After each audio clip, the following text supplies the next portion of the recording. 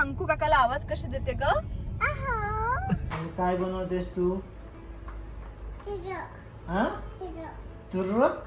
कॉमेंटवर बोलायची इच्छा झाली. एका कॉमेंटवर पेक्षा एका व्यक्तीच्या कॉमेंटवर बोलायची इच्छा वाटली. उगाची तारीफ करते. तुम्हाला आमच्या घरातलं काय माहिती आहे? हे all very good afternoon to all of you. तुम्हा सर्वांचं एका नवीन ब्लॉगमध्ये खूप खूप स्वागत करते. बाहेर असं बघितलं जरी ना तर कळतंय बापरे किती ऊन आहे. सो आत्ता वाजले आहेत 4:30 पावणे 5 होत आहेत आणि माझं बऱ्यापैकी घर थोडंसं आवरलं मी आणि त्यानंतर म्हटलं ब्लॉग शूट करू कारण इतकी धूळ असते आल्या आल्या. सो थोडं आवरून घेतलं. आता थोडीशी डीप क्लिनिंग बाकी होती. सो मी सुद्धा थोडीशी फ्रेश झाले. तर संध्याकाळी आज सकाळी आम्ही घरी आलो. सकाळी म्हटलं की आम्हाला 11:30 वाजले होते घरी यायला आणि रात्रभर माझी झोप झाली नाही कारण आम्ही आता ट्रेननी आलो येत्या वेळी. आणि मागच्या वेळी मला विचारलं होतं भरपूर जणांनी की तुम्ही गेले कसे, तर आमच्या गाडीचा काय प्रॉब्लेम झाला म्हणून आम्ही गाडीने जाऊ शकलो नाही. मग ट्रेनचे तिकीट्स भेटले नाहीत. ब्रोकरला दिले तर ब्रोकर काढतात पण आमचं चुकलं होतं थोडंसं. आम्ही दिलं होतं कोणाला तरी पण त्यांच्याने काही ते झालं नाही. सो त्याच्यामुळे मग आम्हाला बसने जावं लागलं आणि विकेंड होता त्याच्यामुळे तिकीट्स खूप महाग होत्या. सो मला कोणीतरी विचारलं होतं की तिकीट किती आहे, तर 3000 पर पर्सन होती. आणि कोणीतरी हे पण विचारलं होतं की वॉशरूम होतं का, तर येस वॉशरूम होतं तिथे. सो ते बसचा प्रवास म्हणजे व्यवस्थित झाला होता पण आम्हाला नको वाटतं बसचा प्रवास कारण सकाळी म्हणजे रात्रभर ठीक असतं पण सकाळी झाला की जीव कसा तरी व्हायला लागतो बसमध्ये. ट्रेनचं पण तसंच आहे पण ठीक आहे म्हणजे त्याच्यापेक्षा ट्रेन कधीही बरी. सो ट्रेनसाठी आम्ही ट्राय करत होतो. ट्रेन नव्हती मिळाली. मग येता वेळी आम्ही आधीच ॲडव्हान्समध्ये ब्रोकरला देऊन ठेवलं होतं. सो आम्ही गरीब रथने आलो. तर किती एक्झॅक्ट तिकीट आहे मला माहिती नाही पण आम्हाला 4600 लागले म्हणजे 2300 रुपये पर पर्सन आम्हाला तिकीट पडली. तर ऑलमोस्ट आम्हाला डबल द्यावे लागले एका तिकीटचे कारण ते ब्रोकर थ्रू काढलं. सो नागपूर पुणे किंवा अमरावतीला जायचं असलं तर आम्हाला नेहमीच तिकीट्सचे प्रॉब्लेम येतात. आणि फ्लाईटने जायचं म्हटलं तर मी फ्लाईटने जाते. बरेच जर तुम्ही बघितलं असेल तर खूप ॲडव्हान्समध्ये जर आमची डेट फिक्स असेल की मला जायचं आहे तर त्या केसमध्ये मग मी फ्लाईट बुकिंग करून ठेवते. आता लग्नासाठी मला जायचं तर आमचं ठरलं नाही की कसं जायचं अजून. इन केस मी एकटी जाणार असेल ना पहिले तर मी फ्लाईटच प्रिफर करते कारण अनायाला घेऊन मी एवढ्या दूरचा प्रवास असं एकटी नाही करू शकत. सो त्या केसमध्ये फ्लाईट, तर फ्लाईटची तिकीट जर ॲडव्हान्समध्ये 2 महिने आधी बुक केली तर आम्हाला एक 5 ते 7 हजारापर्यंत मिळते. आणि अनाया आता 2 वर्षाची झाली तर तिची पण पूर्ण तिकीट लागते. आणि इन केस असं जर वेळेवर करायचं म्हटलं तर लिटरली आता तिकीट्स 15 ते 20 हजार होती पर पर्सन. तर ते तर खूपच कठीण पडतं म्हणजे फ्लाईटने जाणं. सो आत्ता आम्ही ट्रेननी आलो. सकाळी आल्यानंतर पहिले फ्रेश झालो. जेवण करायला बाहेर गेलो होतो कारण मला तर इतकं झोप झाली होती माझी रात्रभर कारण अनायाने मी एका सीटवर मावत नव्हतो त्याच्यामुळे खूप कंजेस्टेड होऊन माझी रात्रभर झोप झाली नाही. आणि त्याच्यामुळे मग पहिले जेवण करून आलो, रेस्ट घेतली, आराम झाला. आत्ता घर क्लिनिंग करते आहे. ही आमच्या घरचीच आहे ना म्हणा. हा ना अशी कशी नाही चालेल म्हणा. तर घरी आलेलं माझं एक पार्सल आलं होतं ते सगळ्यात आधी ओपन करून बघितलं कारण यामध्ये व्हॅक्यूम क्लीनर होतं. आणि आता मला गावावरून आल्यावर 8 दिवसाची सगळी धूळ क्लीन करायची होती. म्हटलं याचाच उपयोग करून आपण हे क्लीन करूया. सो हे आहे अगारोचं व्हॅक्यूम क्लीनर. हा व्हॅक्यूम क्लीनर येतो powerful 400 watt brushless DC motor सोबत आणि याची सक्शन पॉवर आहे अप टू 25 kPa. म्हणजेच अगदी बारीक धूळ, पेट, हेअर्स आणि डर्ट पण इझिली क्लीन होतं. यामध्ये आपल्याला 3 सेक्शन मोड्स मिळतात, लो, मीडियम आणि हाय. डेली लाईट क्लिनिंगसाठी लो मोड परफेक्ट आहे आणि डीप क्लिनिंगसाठी हाय मोड खूप युजफुल आहे. बॅटरी बॅकअप खूप छान आणि इम्प्रेसिव्ह आहे. लो मोडवर हा व्हॅक्यूम जवळपास 45 मिनिटं चालतो. मीडियमवर 20 मिनिट्स आणि हाय मोडवर 8 मिनिट्सपर्यंत कंटिन्यू क्लिनिंग करता येते. मला पर्सनली याचं 2-in-1 डिझाईन खूप आवडलं. आपण हे स्टिक व्हॅक्यूम म्हणून फ्लोअर्ससाठी वापरू शकतो आणि हँडहेल्ड मोडमध्ये कन्वर्ट करून सोफा, मॅट्रेस, कर्टन्स किंवा कार क्लिनिंगसाठी वापरू शकतो. याचा फ्लेक्झिबल हेड 270 डिग्रीपर्यंत मूव्ह होतो त्यामुळे बेड खाली किंवा फर्निचरच्या आसपास क्लिनिंग करणं खूप जास्त इझी होतं. यासोबत वेगवेगळ्या अटॅचमेंट्स मिळतात. फ्लोअर ब्रश फ्लोअरसाठी आणि कार्पेटसाठी, मॅट्रेस ब्रश बेड्स आणि सोफासाठी, कर्विंग नोझल कॉर्नर्स आणि नॅरो स्पेसेससाठी, 2-in-1 ब्रश डेलिकेट एरियासाठी आणि अपहोल्स्ट्रीसाठी. जर तुमच्या घरी पेट्स असतील तर हा व्हॅक्यूम डेफिनेटली युजफुल आहे. पेट हेअर, सोफा डस्ट आणि कार इंटेरियर क्लीन करण्यासाठी खूप जास्त इफेक्टिव्ह आहे. फक्त एक गोष्ट लक्षात ठेवायची, हा ड्राय व्हॅक्यूम क्लीनर आहे म्हणजे लिक्विड किंवा वेट वेस्ट क्लीन करण्यासाठी वापरायचं नाही. आणि सक्शन परफॉर्मन्स मेंटेन ठेवण्यासाठी फिल्टर्स रेग्युलर क्लीन करणं अत्यंत गरजेचं आहे. यामध्ये ॲडव्हान्स फिल्टरेशन सिस्टम आहे जे 99.99% डस्ट आणि ॲलर्जीज ट्रॅप करतं म्हणजे घर अधिक हायजेनिक आणि क्लीन राहतं. आणि याचं 0.5 लिटर बॅगलेस डस्टबिन 1 हँड एम्प्टिंग सोबत येतो. यामुळे हात न खराब होता इझी क्लिनिंग करता येते. फिल्टर क्लिनिंग प्रोसेस पण अगदी सोपी आहे. अशा प्रकारे आपण सगळी फिल्टर छान प्रकारे क्लीन करून ठेवून देऊ शकतो.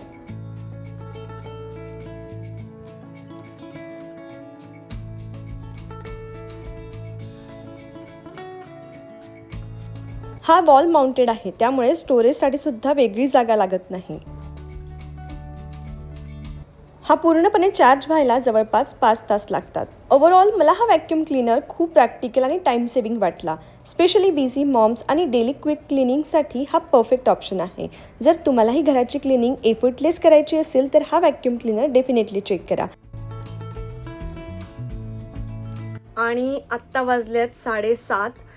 मध्यंतरी पहिलं तर मी व्लॉग सुरू केला आणि त्यानंतर अनायाला खाऊ पिऊ घातलं. थोडं तिच्यासाठी शेवळ्या उकळल्या होत्या. मम्मींनी शेवळ्या दिल्या. तिला खूप आवडतात. दूध आणि थोडीशी साखर टाकून देते मी त्याच्यामध्ये. ती एकदम मज्जेत खाते. तिचं खाणं पिणं झालं. आम्ही पण चहापाणी केलं आणि त्यानंतर मी क्लिनिंगला लागली. तुम्ही याच्या आधी पण बघितलं असेल की मी जेव्हा केव्हा गावावरनं येते 8 दिवसाची गॅप झाली की मी क्लिनिंग करते. घरात जेव्हा असतो तेव्हा तरी मी फार अशी क्लिनिंग नाही करत, पण गावावरून आल्यावर मला एक वेगळाच जुनून येतो की नाही मला सगळं क्लीन करायचं आहे. मग महिनाभर नाही केलं तरी चालतं. इतकं डीप क्लीन ॲक्च्युली की पूर्ण जे खिडकीचे नेट्स वगैरे आहेत ते क्लीन करणं, जाळे काढणं, पंखा क्लीन करणं आणि ह्या सगळ्या गोष्टी राहतात. त्याच्यामुळे मग मी महिन्यातनं एकदा किंवा गावावरून आली की स्पेशली मी ह्या गोष्टी करते. म्हणजे एकदा सगळं छान क्लीन होऊन जातं. आणि याचे सॉफ्ट टॉईज वगैरे पण मी धुते, पण यावेळी ते ऑलरेडी मी आतमध्ये टाकून गेली होती, त्याच्यामुळे ते धुवायची गरज नाही आहे. छान आता बेडशीट वगैरे चेंज करायची राहिली आहे. 7:30 वाजले. माझी सगळी क्लिनिंग नाही झाली कारण आता बाहेर जायचं आहे आणि थोड्या गोष्टी आणायच्या, ज्या घरातल्या भाजी, फ्रूट्स किंवा थोडेसे किराण्याच्या गोष्टी काही संपल्या आहेत. त्याच्यामुळे मग स्टार बाजार आम्ही जाणार आहे. सो ते 8:30-9 वाजता बंद होऊन जाईल. त्याच्यामुळे आता पटापट मला आवरून निघायचं आहे, म्हणून मी जे काय क्लीन होती ते इथेच स्टॉप केली. हॉलची बऱ्यापैकी झाली आहे. की माझं बेडरूम राहिलेलं आहे. सो ते मी 1-2 दिवसात जसा कसा वेळ मिळेल तसं मग ते करेल परत. पण अशी जर डीप क्लिनिंग केली ना तर आपल्याला स्वतःच्या हेल्थसाठी चांगलं असतं. म्हणजे धूळ आपल्याला डोळ्यांनी जी दिसत नाही ती आपल्या घरात असते आणि धुळीची ॲलर्जी होऊ शकते, ज्यामुळे सर्दी खोकला बऱ्यापैकी होतो. आणि बाकी बऱ्याच गोष्टी म्हणजे आता क्लिनिंग करत राहते तर मला माहिती पडत नाही, पण जेव्हा ज्याच्या घरात क्लिनिंग नाही करत त्यांना माहिती आहे की मग थोडंसं कातरण्या व्हायला लागतात, किडे व्हायला लागतात. सो या गोष्टींची हायजीन किंवा ह्या गोष्टी मेंटेन ठेवणं तेवढंच गरजेचं आहे आणि म्हणून माझं अधनंमधनं चाललेलं असतं. सो आता मी मस्त बेडशीट वगैरे टाकते, मी स्वतः फ्रेश होते आणि त्यानंतर बाहेर जाऊन फ्रूट्स, व्हेजिटेबल्स किंवा घरात ज्या गोष्टी लागतात त्या घेऊन येते. ही पिलो रोशनला डॉक्टरांनी सजेस्ट केली होती, जी आम्ही ॲमेझॉनवरनं घेतली. म्हणून म्हटलं तुमच्याशी सुद्धा शेअर करावं, कारण रोशनला वर्टिगो झाला होता ना, त्याच्यासाठी ही परफेक्ट आहे असं डॉक्टरांनी सांगितलं आणि तेव्हाच आम्ही ही घेतली होती आणि ॲक्च्युली खूप जास्ती कम्फर्टेबलसुद्धा आहे. सो आता मी मस्त अशी बेडशीट टाकून घेते आणि हे सगळ्यात जास्ती कंटाळवाणं किंवा टाईम टेकिंग म्हणू शकता. खूप वेळ लागते आणि एफर्ट्ससुद्धा लागतात, तर मी मोस्ट ऑफ द टाईम हे रोशनलाच काम देत असते, पण आता तो बिझी होता तर मीच हे करून घेतलं.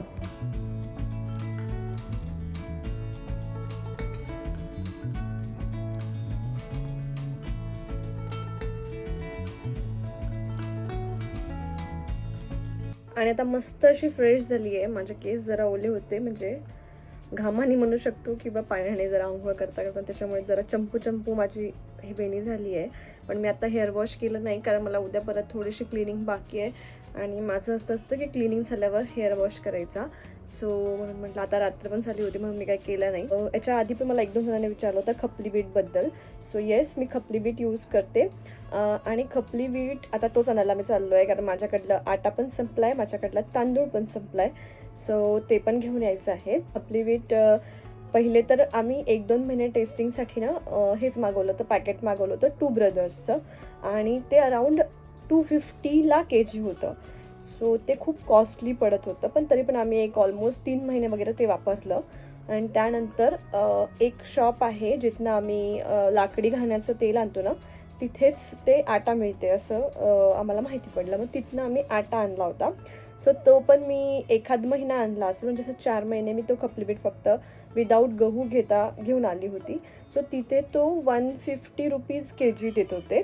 सो म्हणजे बऱ्यापैकी डिफरन्स होता 250 आणि 150मध्ये. पण मग मी जेव्हा ते आटा आणला 1 महिन्यासाठी, मी 3-4 किलो जे काय आणला होता, तेव्हा मला कळलं की तो थोडासा वाईट पोळी बनते आहे किंवा थोडीशी फ्लेक्झिबल आहे. खपली बीट जो आम्ही 2 ब्रदर्सचा घेतला त्याला ना जराही लवचिकपणा नसतो त्याच्यामध्ये, कारण ती ग्लुटेन फ्री असते. सो आपली अशी पोळी प्रॉपर गोल बनते, साईड्सला फाटत नाही. तशी खपली बीटची पोळी बनत नाही. खपली बीटची पोळी साईड्सला थोडी अशी फाटल्यासारखी होते. आटा पण जेव्हा आपण बनवतो ना तर तो असा प्रॉपर असा चिपकतो, असा प्रॉपर छान असा लवचिकपणा नसतो त्याला. तो ताटाला चिपकतो आणि थोडंसं डिफिकल्ट जातं तो आटा बनवायला, आणि पोळ्या बनवायला पण डिफिकल्ट जातात. आणि त्याचा कलर असा जरा ब्राउनिश येतो पोळ्यांचा, व्हाईट कलरच्या पोळ्या नाही बनत.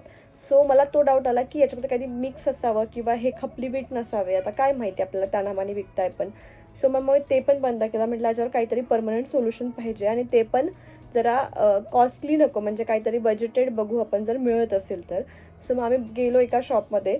सो मला ते पण विचारलं की कुठे मिळाला, तर वाकडमध्ये युरो स्कूल तुम्हाला माहिती असेल त्या लेनमध्ये, आधी कन्नुकी चाय जिथे होतं ना त्याच्या समोरासमोर म्हणा किंवा थोडंसं त्या लेनमध्येच ना असे किराणा दुकान असतात, नॉर्मलवाले किराणा दुकान. त्या किराणा दुकानामध्ये मला मिळालं. तर असे किराणा दुकान जिथे पण असतील ना तिथे ते मिळून जाईल मला असं वाटतं. तुम्ही 2-3 दुकानं चेक करा तुमच्या आसपास जे काय असेल ते. सो तिथे मला तो 120 रुपीज kg मिळाला. सो दळून मग मी घेऊन आली 5 kg. तर म्हणजे तुम्ही बघू शकता जेवढा मला 2 kg मिळत होता 2 ब्रदर्सचा, तेवढ्यात माझा 5 kg झाला. थोडीशी मेहनत होते दळून आणायची, पण ओरिजिनल पण मिळतं. कारण ते 2 ब्रदर्सवाले पण किती परफेक्ट देत असेल, त्यामध्ये काही मिक्स नसेल हे कुणाला माहिती. आणि त्यामध्ये मी थोडासा सोयाबीन पण ॲड करते, आणि मग तसं मी तो दळून आणते. अमरावतीला असताना मम्मीसोबतची ही नानूची मस्ती तुमच्याशी शेअर करायची राहूनच गेली होती. तेव्हा मी व्लॉग शूट करत नव्हती, म्हणून म्हटलं चला आजच्या व्लॉगमध्ये हे ॲड करूया. सो ह्या दोघींचे गाणे मला तरी खूप आवडतात, आणि तुमच्यापैकी सगळ्यांना पण ते ऐकायला आवडतात, म्हणूनच मी तुमच्याशी हे शेअर करते. गोकुळच्या या गवळणी साऱ्या मथुरेला आल्या ना, गोकुळच्या या गवळणी साऱ्या मथुरेला आल्या ना. दही घ्या दही घ्या ना, दही घ्या दही घ्या ना, दही घ्या दही घ्या ना, दही घ्या दही घ्या ना. आंबट घ्या कोणी खारट घ्या, गोड घ्या कोणी चवदार. आंबट घ्या कोणी खारट घ्या, गोड घ्या कोणी चवदार. हो हो हो हो हो हो हो हो. दही घ्या दही घ्या ना, दही घ्या दही घ्या ना, दही घ्या दही घ्या ना, दही घ्या दही घ्या ना. गंगा आली यमुना आली, आली गोदावरी नर्मदा. गंगा आली यमुना आली, आली गोदावरी नर्मदा. हो हो हो हो हो हो हो हो. दही घ्या ना, दही घ्या दही घ्या ना, दही घ्या दही घ्या ना, दही घ्या दही घ्या ना. एका जनार्दनी राधा आली कृष्णाला. माझी राधा म्हणजे निर्मळ. आमची गाडी आली आणि एकदम चकाक झाली. डेंटिंग पेंटिंग पण तिकडच्या साईडने केली आहे ना, इकडून केली का? अच्छा, अरे हो हाच तर साईड होता. डेंट होता इथे, तो काढलाय एकदम क्लीन अँड क्लिअर. ही धूळ आहे वाटते. तुला यायचं नाही बाबासोबत नाही चालली तू? का बरं नाही चालली बाबासोबत? मस्त. मी तुम्हाला एक एकदम भारी गोष्ट आता सांगणार आहे. म्हणजे मी एवढे एक मिनिट, मी एवढी एक्सायटेड आहे फक्त अनायाने ते आता परफॉर्म केलं पाहिजे, कारण ती एकदम क्यूट म्हणते. म्हणजे ती मागच्या 2 दिवसापासून म्हणते, पण तेव्हा मी ब्लॉग शूट करत नव्हते मोठा. कळलं तिला काय म्हणायचंय. तर ते थांबणार मी विचारेल तेव्हा. प्लीज माझा पोपट नको करू. बरं ठीक आहे, पहिले म्हणू. नानू, भावना अंकू काकाला आवाज कशी देते ग? परत एकदा एकदा परत व्यवस्थित. अहो. आणि मम्मा कशी देते बाबाला आवाज? आणि बाबा कशी देते मम्माला आवाज? अंकित. बरं, रोशन मला अंकित म्हणतो, अंकिता म्हणत नाही, आणि ती परफेक्ट अशीच म्हणते. आणि अंकू काका भावनाला आवाज कसे देतात? भावना. आणि एकदा परत ना, नानूला खूप क्यूट वाटते. भावना कशी आवाज देते अंकू काकाला? सो रोशनने आतमधून पण गाडी क्लीन केली, चकाक केली एकदम, म्हणजे इंटेरियर क्लीन करून घेतलंय. त्याच्यामुळे गाडी एकदम फ्रेश वाटतंय. पण याच्यासाठी आम्हाला किती 15 दिवस ठेवावं लागेल आपल्याला. डेंटिंग पेंटिंग पण केली, म्हणजे बाहेरनं थोडंसं ना स्क्रॅचेस आले होते. सो ते पण एक तर ब्लॅक गाडी आहे ना, खूप मेंटेन करावं लागते. आणि रोशनला त्याच्या गाडीला जराही स्क्रॅच आलेली जमत नाही. सो त्याचा किती दिवसाचं चाललं होतं की मला डेंट पेंट पूर्ण करून घ्यायचं आहे. तर ते पण करून घेतलंय. बाहेरनं गाडी एकदम नवीन दिसत आहे. आणि नजर ना लगे खरंच काही मोडले नाही पोटा, मला येत नाही काढता तसं. सो आणि आमच्या गाडीला 5 वर्ष झाले, पण आमची गाडी इतकी मेंटेन्ड आहे. ते ऑल क्रेडिट्स टू रोशन की अगदी वेळेवर त्याची सर्व्हिसिंग असते. एकही छोटी गोष्ट काही त्याचं बिघडलं असेल तर ते लगेच दुरुस्त केलं जातं. त्याला अजिबात वेळ लागला नाही पाहिजे. आणि स्क्रॅचेस तर तो येऊच देत नाही, आले तर तो डेंट पेंट करून घेतो. आणि आतमधून पण त्याने आता एकदम चकाक केली आहे. सो येस, असं वाटत नाही की आमची गाडी 5 वर्ष झालेली आहेत. एकदम प्रॉपर मेंटेन्ड आहे. म्हणजे सध्या नवीन गाडी घ्यायची गरज नाही. मला तरी म्हणजे मला अजून 5 वर्षात अजिबात वाटत नाही की गाडी वगैरे काय घ्यायची गरज आहे म्हणून. खूप जणांनी विचारलं होतं दुकान कोणतं आहे, तर मी आता तुम्हाला दाखवून देते इथनं. तर हे दुकान आहे जिथलं मी ते घेते. हां ठीक आहे. तर जर का तुम्हाला हा गहू घ्यायचा असेल तर तो असा काहीसा दिसतो, थोडासा काळपट असतो आणि लांब लांब असतो. तर म्हणून म्हटलं हेही तुमच्याशी शेअर करावं की कसा गहू दिसतो तुम्हाला कळेल. आणि त्यानंतर मग भाजीचं वगैरे घेऊन आली होती, तर ते छान असं अरेंज करून ठेवलं. त्यामध्येही बराच वेळ जातो, पण ते वेळेच्या वेळी करून ठेवलं तर ठीक, नाही तर मग ते बाहेर खराब होतं. नाहीये असं नाहीये ते. आणि काय बनवतेस तू? हा ट्रक. काय बनवत आहे? ट्रक. कसा असते ट्रक? छान असतो का? आणि तुला कोणी शिकवलं ट्रक बनवायला? हा अगं बरोबर आहे. हा कोणी शिकवलं तुला ट्रक बनवायला? सांग सांग. नानू नानू, भावना कशी आवाज होते का अंकु काकाला? कशी? Hello and good morning. आत्ता वाजल्यात 11. मी छान अशी सुंदर तयार झाली. एकदम सिम्पल आहे पण मस्त दिसते. मी मला स्वतःला त्या कॅमेऱ्यात बघितल्यावर वाटलं की छान दिसतोय आपण. सो ठीक आहे, स्वतःची तारीफ करून झाली. आत्ता मी मुद्द्याचं बोलते. कालचा व्लॉग न मी तिथे सेंड केला. त्यानंतर घरी आल्यावर 11 वाजले होते. आम्हाला खाणं पिणं सगळं होईपर्यंत मला इतकी झोप येत होती. बहुतेक ना अमरावतीला राहून लवकर झोपायची आणि लवकर उठायची सवय लागली आहे. सो मी माझ्यामध्ये पण काही बदल घडवून आणणार आहे. हे तुम्हाला पुढच्या ब्लॉग्समध्ये सांगते मी काय बदल स्वतःमध्ये घडून आणते. पण पहिलं तर कालचा व्लॉग एंड करूया म्हटलं. सो काल रात्री मग घरी आल्यावर खिचडीच केली आणि जेवण वगैरे झालं, झोपलो. भाजीचं वगैरे सगळं आणलं होतं ते सगळं लावून घेतलं. कालच्या दिवसात माझी सगळी तयारी झाली. म्हणजे आता वीकभर म्हणा किंवा पुढचे दिवस टेन्शन नाही. कारण गावावरून आल्यावर मला ह्या सगळ्या गोष्टी आणण्याचं टेन्शन असतं की घरात एकदा सगळं भरलं की मग आपण काहीही करायला मोकळं होतो.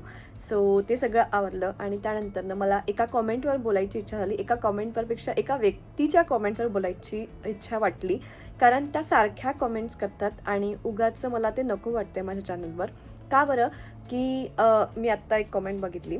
मला कोणीतरी विचारलं, अगं फुटवेअर जी माझी फुटवेअर खूप जण विचारत होते, तर मी ती टॅग केली होती एका रीलमध्ये आणि सांगितलं पण होतं की ही फुटवेअर आहे, तुम्हाला हवी असेल तर घ्या. कारण मला खूप कमेंट्स येतात की ही कुठनं घेतली आहे. सो मी तर ती क्रॉक्समधनं जाऊन पर्सनली घेतली होती, पण ती मिंत्रावर पण अवेलेबल आहे. आणि मी जेव्हा घेतली होती ती 5900ला मी घेतली होती, म्हणजे 6000ची घेतली होती. आणि कधी कधी ती मिंत्रावर मला 5400, 5600 किंवा मग 6000 सेम प्राईसची पण दिसते. सो प्राईस फ्लक्च्युएट होत राहतो. सो मी ते टॅग केली होती आणि एका ताईंची कमेंट आली, का गं ती 5-6 हजाराची दाखवत आहे, ती खरंच तेवढ्याची आहे का, तू कितीला घेतली? तर मग मी त्यांना सांगितलं की हो, मी पण 6000ला घेतली आहे, ती तेवढ्याचीच आहे. तर एका जी युजर म्हणून कोणी आहे, मी दाखवते तुम्हाला इथे ID. युजर काही नंबर आहे पुढे, त्यांची फोटो नाही आहे, त्यांचं नाव नाही आहे, माहिती नाही कोण आहे, का बरं कमेंट्स करतात असे. तर ते नेहमी निगेटिव्ह कमेंट्सच करतात. कधीच त्यांची चांगली कॉमेंट नसते. आणि तुम्ही बघितलं असेल मी चांगल्या कॉमेंट्सला प्रॉपर असं आन्सर देते, पण निगेटिव्ह कॉमेंट असलं तर मी मॅक्सिमम टाईम इग्नोर करते. खूपच जास्ती काही वाटलं आणि खूप जास्ती वेळा येत असेल, रिपिटेशन होत असेल तरच मी त्याच्याबद्दल बोलते. सो त्यांची रिपिटेटिव्हली त्याच निगेटिव्ह कॉमेंट्स असतात. कधीच त्यांना माझ्या व्लॉगमधलं चांगलं काहीच दिसत नाही, फक्त निगेटिव्ह गोष्टी दिसतात. सो त्यांनी बघायला अगं मग व्लॉगमध्ये 60,000 सांगते म्हणे आणि कॉमेंटमध्ये 6,000 सांगते म्हणे. तर पहिले तर मी तुम्हाला हे सांगेल की तुम्ही ब्लॉग्स जर तुम्हाला निगेटिव्ह कॉमेंट्स करायचे ना, पहिले तर व्लॉग्स मन लावून बघत जा, म्हणजे तुम्हाला कळेल मी कशाबद्दल आणि काय बोलते आहे. सो त्या ब्लॉगमध्ये बहुतेक मला तर आठवत पण नाही, मी बहुतेक त्याच ब्लॉगमध्ये वॉचबद्दल सांगितलं असेल. तर वॉच 62,000ला आम्ही घेतली आणि माझी फुटवेअर 6,000ला आहे. सो मी जे काही बोलले आहे ते मी अगदी करेक्ट बोलले आहे. सो मला तरी वाटतं की काहीही तोंडातनं उच्चारण्यापेक्षा किंवा काहीही हाताने आपल्या टाईप करण्यापेक्षा ना, एकदा तुम्ही व्यवस्थित बघून घेत जा, कानं उघडे ठेवून ऐकून घेत जा आणि त्यानंतर मग कमेंट करत जा. ठीक आहे. आता दुसरी गोष्ट, सारखे आता मी माझ्या माहेरचे जे एंगेजमेंटचे व्लॉग्स पोस्ट केले त्याच्यावर सारख्या त्यांच्या कमेंट्स आहे की तुझी भाऊजाई अशी, ती काही करत नाही, काय तिची उगाची तारीफ करते, तुम्हाला आमच्या घरातलं काय माहिती आहे. म्हणजे मी म्हणते हो ठीक आहे, ती नसेल करत काही, पण तुम्हाला त्याच्याशी काय करायचं आहे ना. ती माझ्या किंवा माझ्या माहेरची गोष्ट आहे, ते त्यांच्यात, मी पण त्याच्यात तेवढं डोकं कधी टाकत नाही की ती काय करते आणि काय नाही करत. माझं काम काय आहे, तिथे जाणे, 2 दिवस व्यवस्थित राहणे सगळ्यांशी, आणि माझं जे काम आहे ते मी करते, मला जे करावं वाटलं ते मी करते. तिला काय करावं वाटते ते ती करते, तिच्या घरच्यांना पटतंय की नाही ते बघतील. तुम्ही कोण हे सांगणार आहे की ती काय करत नाही. आणि मला माझं रिलेशन नेहमी चांगलंच ठेवायचं आहे. माझे आई बाबा भाऊ आहेत ते बघायला की ती काय करते काय नाही करत, तिला काय करायला लावायचं काय नाही करायला लावायचं. मी पण त्याच्यामध्ये इंटरफेअर कधीच करत नाही. You are no one to comment की ती करते की नाही करत. तर तुम्ही त्याच्यामध्ये डोकं टाकू नका आणि तुम्ही अशा फालतू कॉमेंट्स करून कुणाच्या घरामध्ये भांडणं लावू नका. मला एवढंच म्हणायचं आहे. कारण एक कॉमेंट आली तर मी इग्नोर केलं, दुसरी आली तर मी इग्नोर केलं, 3-4 कॉमेंट सेम येत आहेत. म्हणून मला असं वाटलं की यावर बोलावं आणि तुम्हाला सांगावं की प्लीज याच्यावर काही डिस्कशन करू नका, त्यांचं किंवा आमचं आम्ही बघून घेऊ. आणि चला मग आता नो मोर निगेटिव्हिटी, नो मोर फालतूपणा. आणि आपण आजचा व्लॉग इथे सेंड करू. तुम्हाला आपला आजचा व्लॉग कसा वाटला नक्की कॉमेंटमध्ये सांगा. आणि व्लॉग्समध्ये तुम्हाला जे काही आवडतं ना ते मला कॉमेंट्समध्ये नक्कीच कळवत जा. मागच्या व्लॉगमध्ये तुम्हाला मी विचारलं होतं की तुम्हाला काय बघायला आवडतं, लॉंग व्हिडिओज की शॉर्ट व्हिडिओज. मी कुठेतरी असा एकदाचा विचार करत होते की आपण ना शॉर्टवर फोकस करू, पण तुमचे इतके छान छान कमेंट्स आले की नाही आम्हाला लॉंगच बघायला आवडतं. तर मी ते नक्कीच कंटिन्यू करेन आणि छान छान व्लॉग्स तुमच्याशी शेअर करेल. आणि इथनं पुढे तर व्लॉग्स आणखी जास्त एक्साइटिंग आहेत, कारण मला लग्नाची शॉपिंग वगैरे करायची आणि ते सगळं काही तुमच्याशी मी शेअर करणार आहे. So stay tuned. आणि तुम्ही अजून सबस्क्राईब केलं नसेल तर प्लीज सबस्क्राईब करून घ्या. भेटूया पुढच्या आजच्या एका छानशा व्लॉगसोबत. तोपर्यंत बाय बाय.